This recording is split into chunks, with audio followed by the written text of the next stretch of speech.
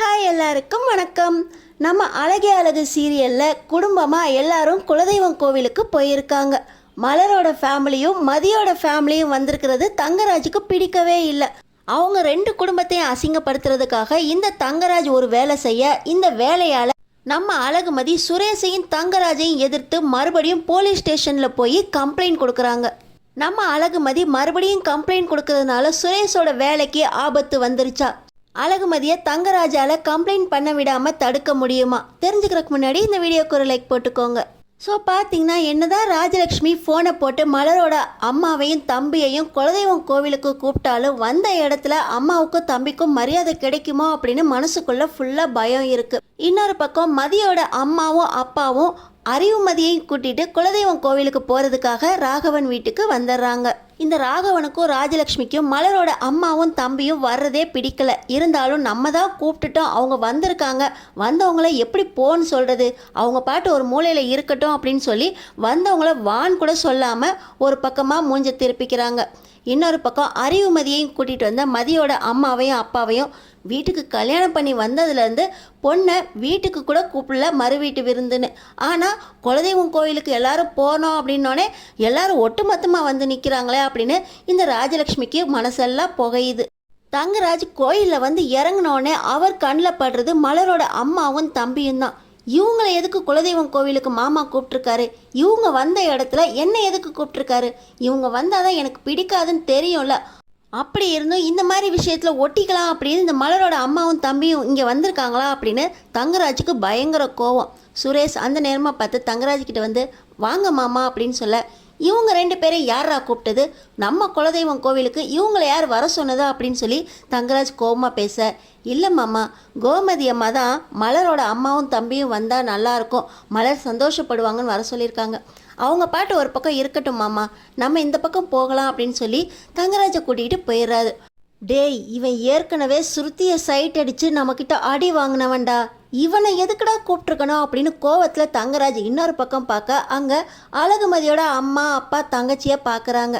இது என்னடா திருவிழா கூட்டம் மாதிரி ஃபேமிலியாக கூப்பிட்டு வச்சுருக்கீங்க, இவங்களாம் இங்கே வந்து என்னடா பண்ண போகிறாங்க, பொண்ணை கல்யாணம் பண்ணி கொடுத்ததோட வேலை முடிஞ்சிச்சா அப்படின்னு விருந்துக்கு கூட கூப்பிடாம இத்தனை நாளாக எட்டி கூட பார்க்காம இருந்தவங்க இப்போ குலதெய்வம் கோவிலுக்கு மட்டும் குடும்பமாக இங்கே வருஷ கட்டி வந்து நிற்கிறாங்க அப்படின்னு தங்கராஜ் இவங்களையும் பார்த்து கோவப்படுறாரு. நீங்கள் இவங்களை பற்றிலாம் டென்ஷன் ஆகாதீங்க மாமா, குலதெய்வம் கோவிலுக்கு வந்திருக்கோம், ரொம்ப சந்தோஷமாக சாமியை கும்பிட்டுட்டு நல்லபடியாக இங்கே ஒரு நாள் தங்கிட்டு போவோம் மாமா அப்படின்னு இந்த சுரேஷ் தங்கராஜை சமாதானப்படுத்திக்கிட்டு இருக்க. அந்த நேரத்தில் சித்து ஃபோனை வச்சு எதையோ நோண்டிக்கிட்டு இருக்க. அதுக்கு எதிர்பக்கமாக மதியோட தங்கச்சி அறிவுமதி நிற்கிறாங்க. இதை பார்த்த உடனே தங்கராஜ், டேய், சித்துவோட பார்வையே சரியில்லடா, அவனை இங்கே கூட்டிகிட்டு வா அப்படின்னு சொல்லி தங்கராஜ் சொல்ல, மாமா தப்பாக பேசாதீங்க மாமா அப்படின்னு சுரேஷ் சொல்கிறாரு. உனக்கு இதெல்லாம் தெரியாது சுரேஷ், நீ சித்துவை கூப்பிடு, நான் விசாரிக்கிறேன் அப்படின்னு தங்கராஜ் சித்துவை வர சொல்கிறார். பார்த்தீங்கன்னா சித்துவோட ஃபோனில் அறிவுமதி ஃபோட்டோவை பார்த்த உடனே, டேய் சித்து, வயசுக்கான வேலையை பார்த்துக்கிட்டு இருக்க, ஆனாலும் அறிவுமதி உனக்கு ஒத்து வர மாட்டாடா. ஏற்கனவே ஒரு டீச்சரை உங்கள் அண்ணன் கல்யாணம் பண்ணிக்கிட்டு அவன் படுற பாடு தெரியுமா உனக்கு, அவள் தினம் அவனுக்கு பாடம் எடுத்துக்கிட்டு இருக்கா. இவளும் அவளோட தங்கச்சி தானே, இவளும் உன்னை பிடிச்சி போலீஸ் ஸ்டேஷனில் உட்கார வச்சிட போகிறா. அக்கா மாதிரி தானே தங்கச்சியும் இருப்பா. சுரேஷுக்கு நான் ஒரு அழகுமதியை பிடிச்சிட்டு வந்த மாதிரி உனக்கு இன்னொரு அறிவுமதியை பிடிச்சி கட்டி வைக்கிறதுக்கு நான் வரமாட்டேன், பார்த்துக்கோ. இந்த அறிவுமதி பாதி பொண்ணுங்க எல்லாத்தையுமே சைட் அடிக்கிறதோட நிறுத்திக்கடா சித்து அப்படின்னு இந்த தங்கராஜ் சித்துவுக்கு அறிவுரை சொல்கிறாராம். ஒரு பொண்ணை சைட் அடிச்சுக்கிட்டு இருக்கான், அதுவும் கோயிலில் வச்சு இந்த சித்து பண்ணுற வேலையை தப்பு அப்படின்னு இந்த தங்கராஜ் எடுத்து தான் சொல்லிக்கிட்டு இருக்காரு. இன்னொரு பக்கம் பார்த்தீங்கன்னா இந்த ஸ்ருதி ரேவதி கூட பேசிக்கிட்டு இருக்கும்போது இன்னொரு பக்கம் கார்த்திக் வந்து ஸ்ருதியை பார்த்துக்கிட்டு இருக்காரு. ஸ்ருதியை சும்மா தான் பார்க்குறாரு. அதுக்கப்புறமா அவர் பாட்டு அந்த பக்கம் திரும்பி போக தங்கராஜ் ஸ்ருதியை கார்த்தி பார்க்குறத கவனிச்சிட்றாரு. நேராக வேகமாக கோவமாக போய் கார்த்திக்கிட்ட, என்னடா உங்கள் அக்கா பண்ண வேலையை நீயும் பண்ணலான்னு பார்க்குறியா, எங்கள் வீட்டு பொண்ணு வசதியான பொண்ணு, கல்யாணம் பண்ணால் செட்டில் ஆயிடலாம் அப்படின்னு எங்கள் வீட்டு பொண்ணை ரூட் விட்டுட்ருக்கியா அப்படின்னு ஓங்கி ஒரு அறையிறாரு. கார்த்திக் கன்னத்தை பிடிச்சிக்கிட்டு இருக்க, என்னடா அப்படியே கல் மாதிரி நின்றுக்கிட்டு இருக்கா அப்படின்னு ஓங்கி ஒரு மிதி மிதிக்கா அப்படியே கீழே விழுறாரு கார்த்திக். இதை பார்த்த உடனே மலரோட அம்மா அவன் எந்த தப்பும் பண்ணல விட்டுருங்க அப்படின்னு கெஞ்சுறாங்க. நீங்கள் என்ன அவளுக்கு சப்போர்ட்டா? ஒரு பொண்ணை நல்ல இடத்துல கட்டி கொடுத்த மாதிரி இன்னொரு பொண்ணையும் கூட்டிகிட்டு வந்துடலாம் அப்படின்னு பார்த்தீங்களா அப்படின்னு இந்த தங்கராஜ் வாய்க்கு வந்தபடி பேச சுரேஷ் வேகமாக வந்து நம்ம தங்கராஜை பிடிச்சிடறாரு. மாமா என்னாச்சு மாமா, ஏன் இப்போ இவரை போட்டு அடிச்சுக்கிட்டு இருக்கீங்க அப்படின்னு கேட்க, டேய் இவன் நம்ம சுருதிக்கு ரூட்டு விட்டுட்ருக்காண்டா அப்படின்னு மறுபடியும் ஓங்கி ஒரு மிதி மிதிக்க எதுவுமே பேசாமல் அடியை வாங்கிக்கிட்டு இருக்காரு இந்த கார்த்தி. இதை பார்த்த உடனே சுரேஷ், மாமா ஏற்கனவே அவனை சுருத்தி பக்கம் தலை காட்டக்கூடாதுன்னு அடிச்சிட்டோம், இப்போ மறுபடியும் அதே காரணத்தை சொல்லி கோயிலில் அடிக்க வேண்டாம் மாமா, சுருத்தி மேலே எந்த தப்பும் இல்லை மாமா அப்படின்னு இந்த சுரேஷ் சொல்கிறாரு.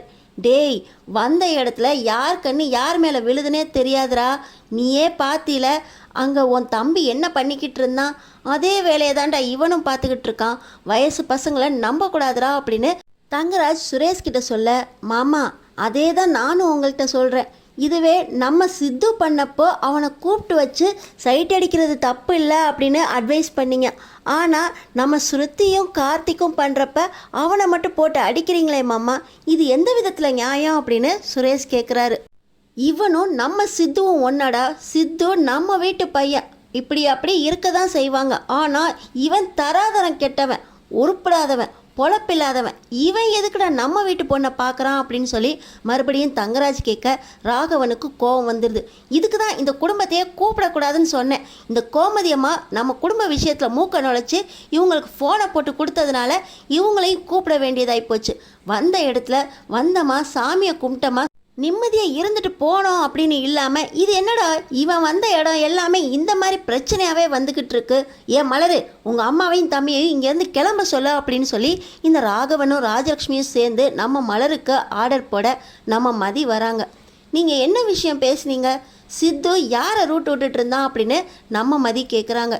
இதை கேட்ட உடனே சுரேஷ், எல்லா விஷயத்துலையும் சும்மா சும்மா மூக்க நுழைக்காத, ஏற்கனவே தப்பு பண்ணிட்டு ஒருத்தன் வாங்குறது பத்தாதா, நீ அடுத்த விஷயத்தை ஆரம்பிக்கிறியா அப்படின்னு இந்த சுரேஷ் நம்ம மதிக்கிட்ட கேட்க, நான் புதுசாக எதையும் ஆரம்பிக்கல, நீங்கள் சொன்ன விஷயத்தை தான் விவரமாக என்னன்னு கேட்குறேன், சித்து என்ன பண்ணான் அப்படின்னு நம்ம மதி கேட்குறாங்க. சித்து அது அவன் ஒரு பொண்ணை அப்படின்னு இந்த சுரேஷ் மென்னு முழுங்க, என்னடா சுரேஷ் இவள்கிட்ட நீ எதுக்குடா பயந்துக்கிட்டு இருக்க, ஆமாம் உன் தங்கச்சியை எங்கள் வீட்டு பையன் சித்து ரூட்டு விட்டுட்டு இருந்தான், அதுக்கு தான் அவனை கேலி பண்ணிக்கிட்டு இருந்தோம், வயசு பையனா வயசு பொண்ணை பார்க்கறது தான், உடனே எல்லாமே தப்பாக பார்த்துருவியா அப்படின்னு இந்த தங்கராஜ் நம்ம மதிக்கிட்ட கேட்க, ஓஹோ உங்கள் வீட்டு பையன் என் தங்கச்சியை பார்த்தா தப்பு இல்லை, ஆனால் உங்கள் வீட்டு பொண்ணை மற்றவங்க பார்த்துடக்கூட கூடாது, அதையும் தப்பாக வச்சு நீங்கள் அடிச்சிருவீங்க, இதில் எந்த ஒரு நியாயம் அப்படின்னு நம்ம மதி கேட்குறாங்க. உடனே தங்கராஜ், பொண்ணுன்னு இருந்தால் 4 பேர் பார்க்க தான் செய்வாங்க, பார்த்தா அவங்க பார்க்குறது எல்லாமே தப்புன்னு ஆயிருமா, பொண்ணுங்க தான் அடக்க ஒடுக்கமாக வரணும், உன் தங்கச்சி என்ன ட்ரெஸ் போட்டிருக்கா அதுதான் சித்து ஃபோட்டோ எடுத்து அவன் ஃபோனில் பார்த்துக்கிட்டு இருந்தான், இதில் தப்பேதும் இல்லை, ஆனால் இவன் சுருத்தியை எதுக்கு பார்க்குறான், சித்து அறிவுமதியை சைட் அடிக்கிறதும் இவன் எங்கள் வீட்டு பொண்ணை பார்க்குறதும் ஒன்றாயிருமா அப்படின்னு தங்கராஜ் கேட்குறாரு.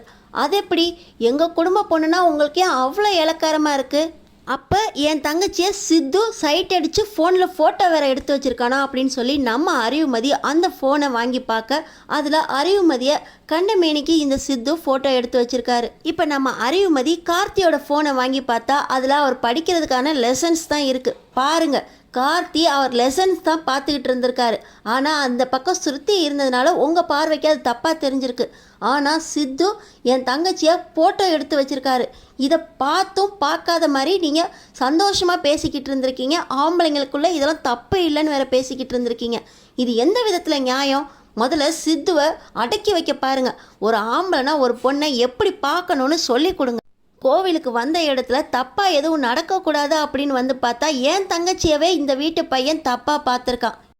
டேய் சித்து, முதல்ல ஃபோனில் இருக்க ஃபோட்டோஸ்லாம் ஆளடா அப்படின்னு சொல்லி நம்ம மதி சித்துவை கூப்பிட, இவனை மிரட்டுறதுக்கு நீ யார், இவனை நாங்கள் பார்த்துக்குறோம் அப்படின்னு தங்கராஜும் சுரேஷும் பேச, நான் என் தங்கச்சிக்காக பேசுகிறேன், என் தங்கச்சி அறிவுமதியோட ஃபோட்டோ இவன் ஃபோனில் எதுக்கு இருக்கணும் அப்படின்னு சொல்லி சித்து ஃபோனில் இருக்கிற ஃபோட்டோஸ் எல்லாம் தான் ஃபோனில் மாற்றிக்கிட்டு செக் பண்ணுறாங்க அழகுமதி. இங்கே காலேஜுக்கே 2 பேர் காதலிக்கிறாங்க அப்படின்னு மிரட்டிட்டு போனவர் தானே நீங்கள் 2 பேருமே, ஆனால் உங்கள் வீட்டில் உங்கள் வீட்டு பையன் இதே தப்பை பண்ணுறான்னா நீங்கள் கேஸ் கூட எடுக்க மாட்டிங்களா? இந்த கேஸை எடுத்துகிட்டு போய் நான் போலீஸ் ஸ்டேஷனில் கம்ப்ளைண்ட் பண்ண போகிறேன். இந்த ஃபோன் மெமரி கார்டில் எல்லா ஆதாரமும் இருக்குல்ல, அது எனக்கு போதும் அப்படின்னு சொல்லி நம்ம அழகுமதி இந்த சித்துவை பற்றி போலீஸ் ஸ்டேஷனில் கம்ப்ளைண்ட் கொடுக்க போகிறேன் அப்படின்னு சொன்னோடனே தங்கராஜுக்கும் சுரேஷுக்கும் தூக்கி வாரி போட்டுருது. டேய், இவ ஏற்கனவே போலீஸ் ஸ்டேஷன் போய் உன் வேலைக்கே ஆப்பு வச்சவ. இப்போ சித்துவை பற்றி இவ போலீஸ் ஸ்டேஷனில் கம்ப்ளைண்ட் பண்ணா அப்படின்னா மறுபடியும் பிரச்சனை பெருசாயிரும்டா, இவளை அடக்க பாருடா அப்படின்னு தங்கராஜ் சொன்னோடனே, மாமா இவளெல்லாம் அடக்கவே முடியாது மாமா, இவகிட்ட ஒரு வார்த்தை கூட பேச முடியாமல் தானே இன்னைக்கு வரைக்கும் 2 பேரும் ஒரு வார்த்தை பேசாமல் இருக்கோம் அப்படின்னு சுரேஷ் தயங்க. நம்ம கொஞ்சம் ஓவராக தான் போயிட்டோமோ, சித்து தப்பு பண்ணியிருக்காண்டா, அவன் அந்த பொண்ணை பார்த்தது தப்பு, அவனை கூப்பிட்டு கண்டிச்சிருக்கணும், இதில் நம்ம கார்த்தியை மட்டும் கண்டிச்சது தப்பு தாண்டா அப்படின்னு இப்போ தங்கராஜ் சொல்ல, இப்போ என்கிட்ட சொன்னதா அப்படியே அவகிட்ட போய் சொல்லுங்க மாமா, கேஸ் போடுறதையாவது அதை நிறுத்துறாளான்னு பார்ப்போம் அப்படின்னு சொல்லி சுரேஷ் சொல்ல, இந்த தங்கராஜ் எப்பரா அவகிட்ட போய் இதெல்லாம் சொல்ல முடியும் அப்படின்னு தங்கராஜ் மலுப்பலாக கேட்க, மாமா ஆதாரத்தோடு இந்த சித்து மாட்டிக்கிட்டா மாமா, சித்துவை எப்படி மாமா காப்பாற்றுறது அப்படின்னு சுரேஷும் தங்கராஜும் இப்போ அழகுமதி பின்னாடியே போகிறாங்க. அழகுமதியோட அடுத்த ரியாக்ஷன் என்னவா இருக்கும், அடுத்தடுத்து என்ன நடக்க போகுதுன்னு தெரிஞ்சுக்கிறதுக்கு நம்ம சேனலை சப்ஸ்கிரைப் பண்ணி தொடர்ந்து பாருங்கள்.